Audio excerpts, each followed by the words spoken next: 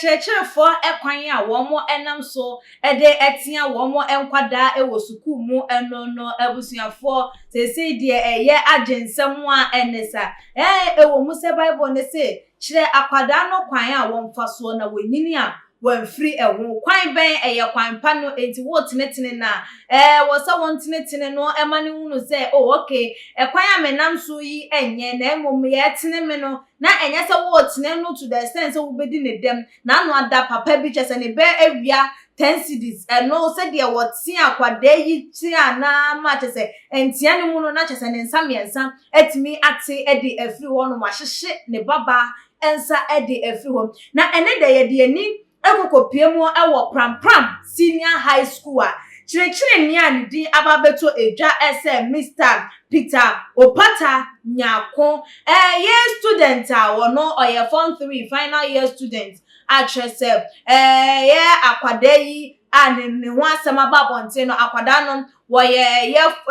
like ruffian guy school mo hon ba ne wi entampi ya akwada yi shibi papa so wo shibi China ene na chese ebechi watum na eno na chese akwada wono owo form 3 no okohu se ni junior a owo form 1 time aso for evening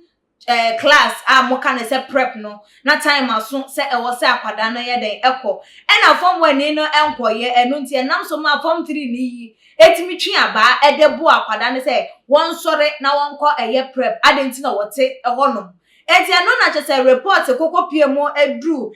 Mr. Peter Opata Nyako yi anim ena chese wono nso so efre form 3 ni ne se wono so akwanya ben ena wowo so wotere ne nsa ewo akwada foforo eso na wono na asem krampo ni yentimi enka ewo sukuu mu ho ewie all because of say entampi ya wo hye ya ebi na no na nam so ma chire ni yi ensusu ebu etimi efu ya wo twen aba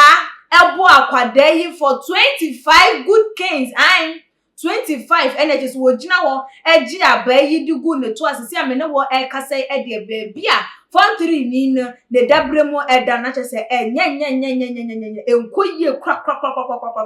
na ensem no esi ye no eno na dodo na ede eba betu eja SM asem si ewie ye no kwampo no enya de SM Ghana Education Service no woman atimi ayeden edi womani abanwo ewo mu se ewo se cheche ni atia kwada ede nanso ekwan a Mr. Peter yi enam so ede atia form 3 ni no enye ne kwan so eno sa kwada ne nya seden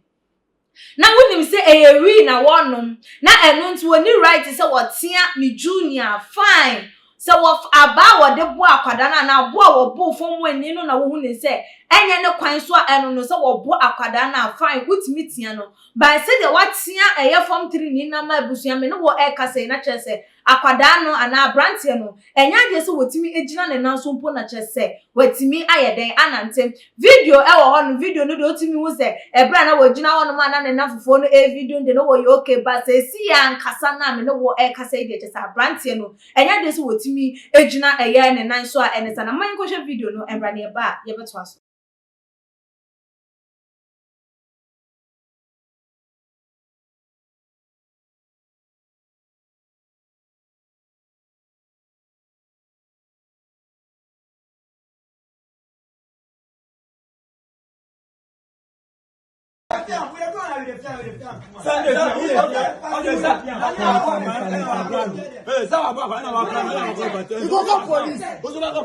Police station straight.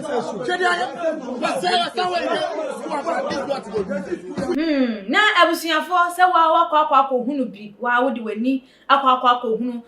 bra Mr. Peter Opata yi etimi abro form 3 ni abrante wa chese ne tu nyina hunhunu ne tu nyina 25 strokes ai wo dia memma no achese ne tu nyina ahunhunu na eno na dodo na kase die cheche ni ye no se wo tia no okay e wo se wo tia obi anase student se wo ya ade a enya but not to that extent so when them say ye wi a one no man anase ntampi a wo hye ne no nti na ma obuafo a wo bu no krampo na wo bu no na enya ade se ade no akoda no aye de wajai anase eno enkyere se enu ntino na kyese de wo ye no waye den wajai anase ebema na twene ho afri de wo ye no ehu the fact is what school mu wono mo nkwa de betimi aye den akoso enti wo hwe na wi a wono no school mu wono ehamo etetemo maka ka enye ya wo ya boda eno ane se mu beyi ne de afri ye boarding house na wo be kwakope de student anase mu be ma no aye de student na ene time a wo betro ne wasinu ene wo be ko na wo ba ye mu obi mu wo hono mu a wo ya boda pan so edru exam time na kyese efie ene wo free ba ebebetro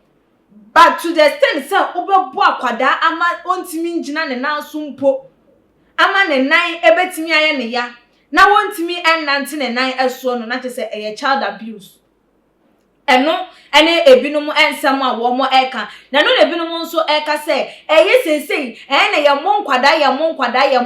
ewo esuku mu no eno nso so eye adoso pan eye eno nso ka ho bi na eme nkwada no esem entinka abrantie ya yabuni from form 1 ene started tiana omu ye sure say ankasa ne ye ni su no enya de se nko betimi adan ebiedi ewo suku mo sesi a waje nsemu awie no eno mo pese wo mo enshaping into a good shape dia eno de enye ye eno nti no achechefo no wo mo enye wo mo adwuma ye ewo suku mo no nti na eme nkwada no so esei na enye sa akwada na se awie no ena wo baba bu no enti dodo na susu se checheni no ebu na wabo no we de eye genius wo mo ensore waka no mo fo ma no entu nsenu no mo nye hwehwemu emfa ho na de emra no esena efata no wo mo emfa entu ye essence according to student of Pram Senior High School no mu chemu am checheni we eye checheni bia wo no de kyese ebro de wo fa ne kwa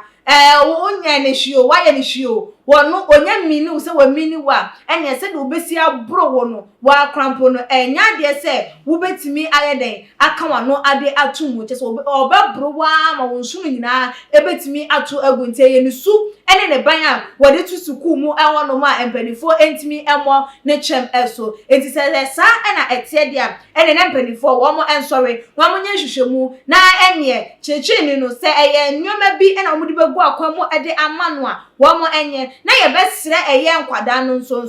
suku na wo kọ no o kọ se wo kwa kwaji nimdie o kọ se wo kwa kwaji ntitie pa enti wo checheni no eye wo bi a wo gina mu se wa na ana waja